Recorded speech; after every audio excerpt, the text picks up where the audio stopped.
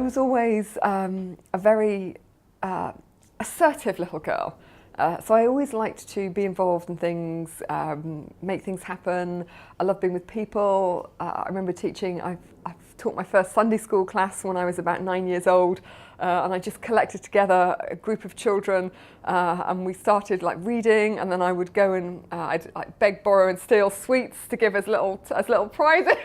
So ever since I've been very little, I've really enjoyed being with people and doing fun stuff and making things happen. I went to Cambridge, studied English literature, really enjoyed that, really enjoyed the teaching as well.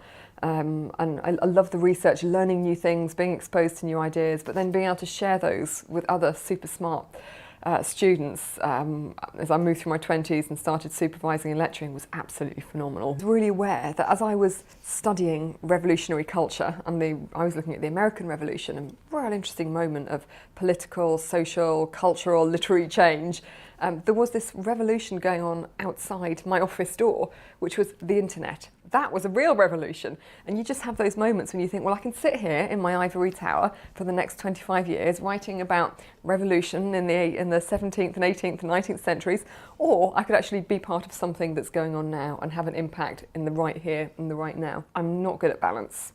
I'm all in. Wherever I am, I live in the minute. And I'm just all in the moment.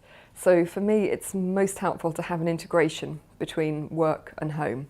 And I don't think of it as work-life because I love my work and I believe really strongly in the dignity of labour and the satisfaction of a job well done. I take a lot of pride in the work that I do. I enjoy working. My work colleagues become my very closest friends. So I don't see it as being work-life. I just see professional and personal, and bringing the two together has been really important to me. So, and this is, you can see that I'm really, in lots of different ways. So my children are often in the office, they're here if they're sick. We have lots of space so that anybody can bring their kids into the office and feel welcome. It's the same with dogs as well. Which is, it's great having children in the workspace, and it's great having dogs in the workspace. It just relaxes everybody. It reminds us all that we're human. We're not just robots here to work. We're people, and we care for each other and we look after each other. And hearing the guffaw of a child or the woof of a dog, that just reminds us. I think it just flips our brain, reminds us that we're human. I think the concept of role models is really important, and I think teaching girls to look for role models is really important because as I was growing up, there were role models everywhere. My mum, my teachers, my maths teachers were both female. Relatable role models is what's needed. And that's not about having people on TV or in films or in newspapers. That's about having the person who's sitting next to you. Tutoring, I think, is a great way of doing it. For me, being an entrepreneur was about taking back the control. Because I knew that I could create the kind of culture where I could bring my kids into work, where other mums and dads could bring their kids into work, where we could go off to a nativity play. And it doesn't really matter what you're doing. It doesn't matter if you're stacking shelves or if you're in a boardroom. If you miss a nativity play, it feels really sucky.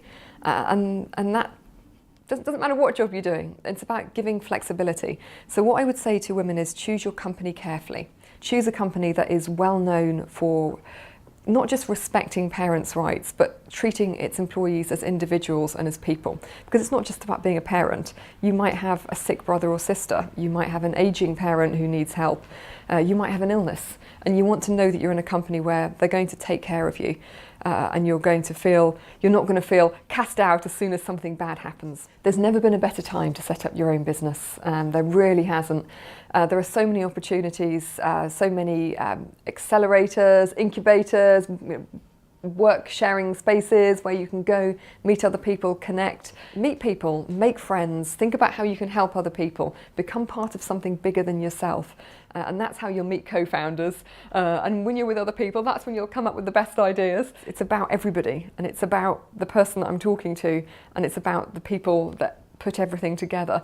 And that is actually a really freeing thought. Own your decisions and don't do guilt. My biggest challenge has been not to worry. I'm a real worrier by nature. And I've always been a worrier. Sweat the big stuff, not the small stuff. And if you're someone who sweats the small stuff, then just make sure you're only doing big stuff. And that's been really liberating.